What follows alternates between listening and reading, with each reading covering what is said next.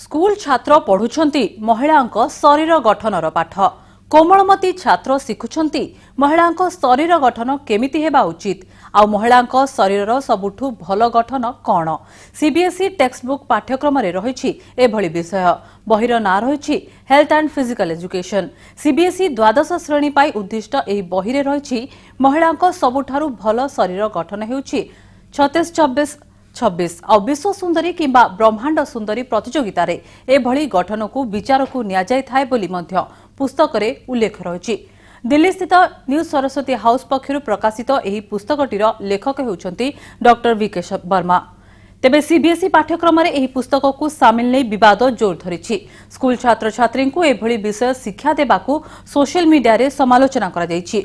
छोट पिलांकु एहा भूल दिगरे परिचालित करिपारे बोली आशंका प्रकाश करछंती अभिभावक और बुद्धिजीवी। तेणु सीबीएसई पाठ्यक्रमरु एही पुस्तक को बाद देबाकू सोशल मीडिया रे दाबी होछि।